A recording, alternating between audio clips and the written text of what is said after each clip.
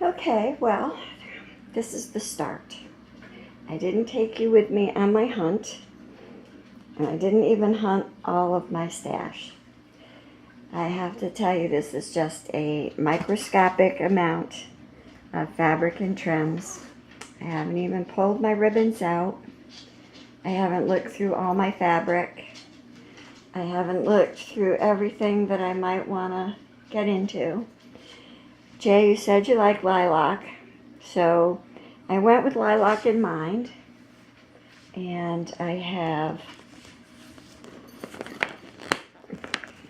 many different purple fabrics. I mean, I have purple fabric of purple fabric. So you're not limiting me when you give me a color, because when I say I can hunt through my stash and I have a lot of stuff, I do mean I have a lot of stuff. And this isn't even all of my purples and blues. That's just one bag.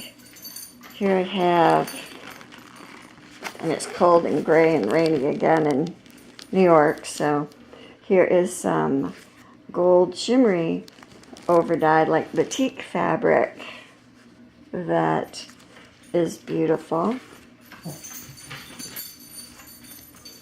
And I have some shimmery gold and green fabric, and then I have pink, and then here is some light pink tulle, and here is some pink like gossamer with silver sparkles on it. And here is some nice green netting or tulle, whatever you want to call it. Here's some nice lavender, kind of lilac colored. So, and I have a bolt of muslin, because I will base your doll in muslin. I will make her jointed and give her knickers, but I thought you might like to see some of the fabrics that I have to choose from. So believe me when I say I am more than excited to shop my stash, because I haven't made a doll in years, and I was making dolls I was pretty heavy into making dolls.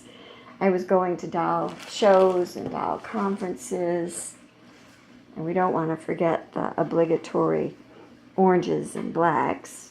And I have piles of black, and I have cute fabric. I don't know if you like cats. If you like cats, at least I hope you like cats, but here's a black that I think I'm going to use, and it has dogs. You probably can't, I don't know if you can see the dogs that well in here, but there are dogs. So I think that looks like a good witch fabric to use. But anyway, oh, and here is a pack of fabric I haven't even opened. And it was from Peggy Ann's Quilting and Sewing Company in Concord, New Hampshire. I think, I'm not sure, but I think I bought this in Market at one of my week of workshops that I went to in New Hampshire. So, yeah, don't worry, I have lots of fabric to choose from. I'm just hoping that the fabrics that I settle on make you a beautiful witch. So stay tuned, there's more to come. Well, I'm going through a lot of stuff, a lot of things I forgot I've had. It's kind of like a walk down memory lane, so I am really enjoying this a lot. I was looking for my doll gauge, because when you're designing a doll, like all things, there are things like this, and it's a proportional scale. So what's really cool about this, and I've had it for years and years, say I want to make an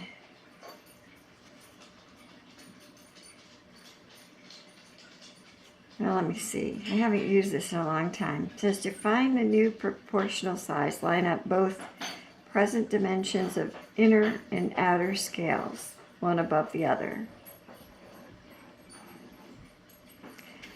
All right, so this is the reproduction size, and this is the size of the original. So this isn't the one I was looking for. That's a proportional scale. What I'm looking for is my chart that tells me, the wheel of human figure proportion. Yes, there really are all kinds of dealios. And of course, that's not in here. Wonderful.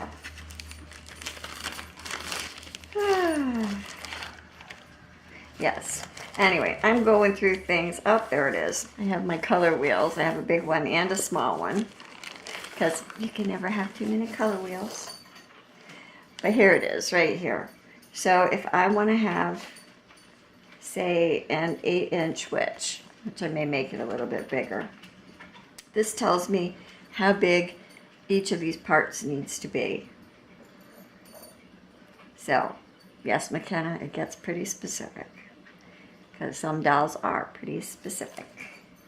But it tells you how to use it on the back. And it tells you fractions, decimals, and millimeters.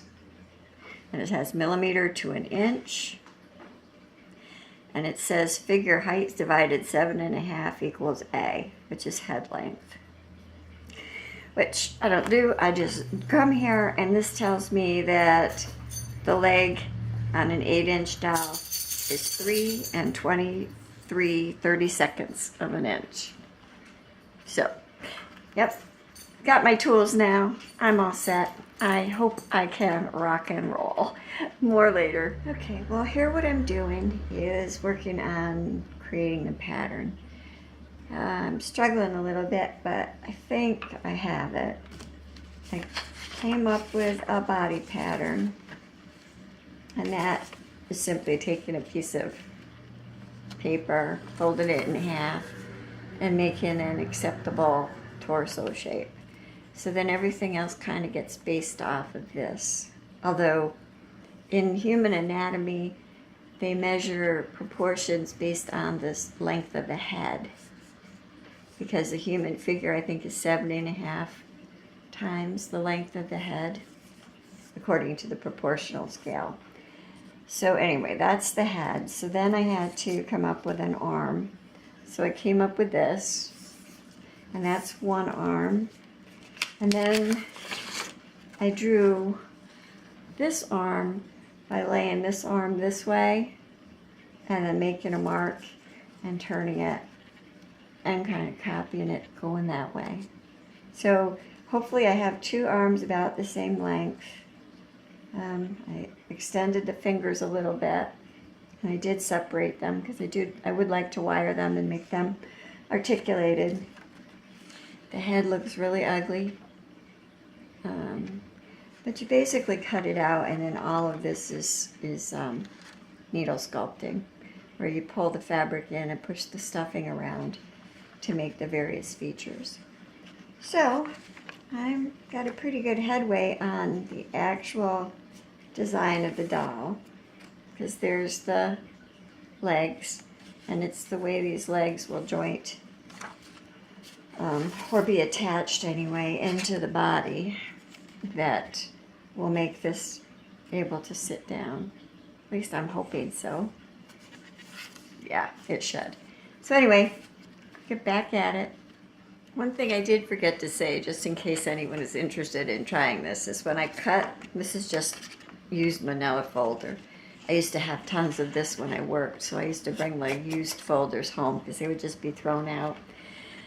So anyway, I always leave like a little quarter of an inch. Speak, Kelly. This is the line that I want to sew on. So when I cut my pattern out, I go around it. This is a very scant quarter of an inch, because then I will use my presser foot to hit the edge of the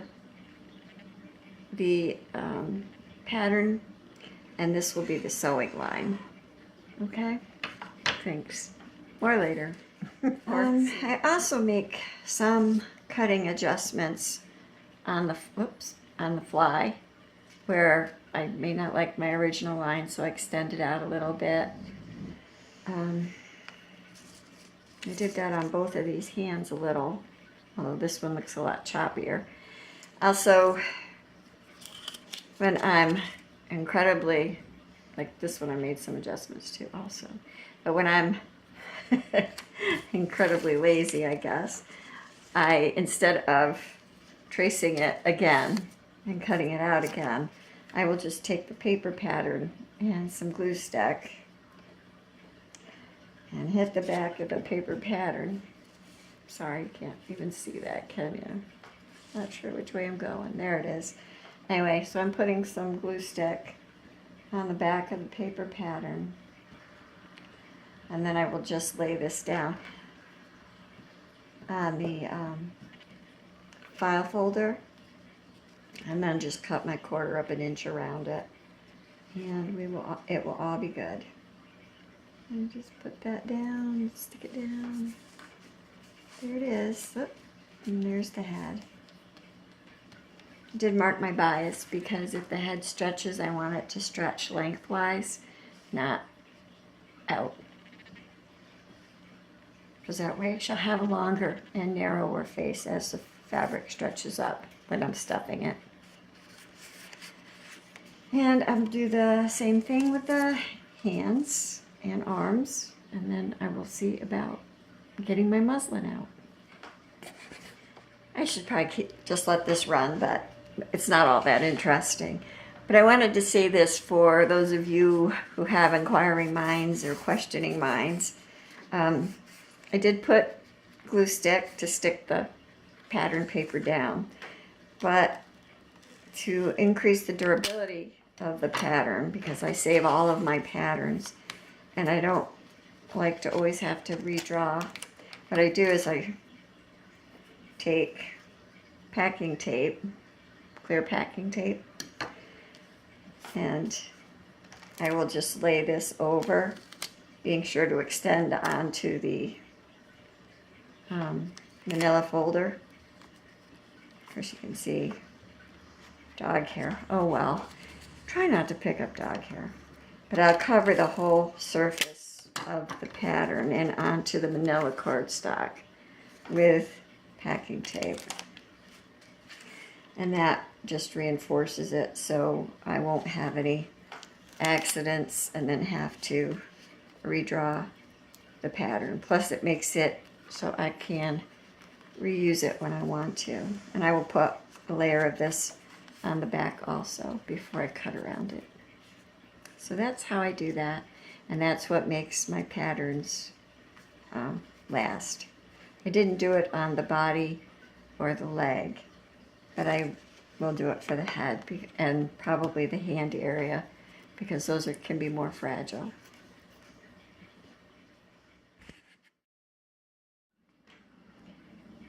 And this is what the pattern looks like all cut out. Right now I'm trying to figure out how I can, because it doesn't widen out any further. There you go. So that's what her foot looks like. I mean, you have to keep in mind that this is flat. It's not three-dimensional, so the head's laying sideways, but there will actually be two pieces that'll be sewn together.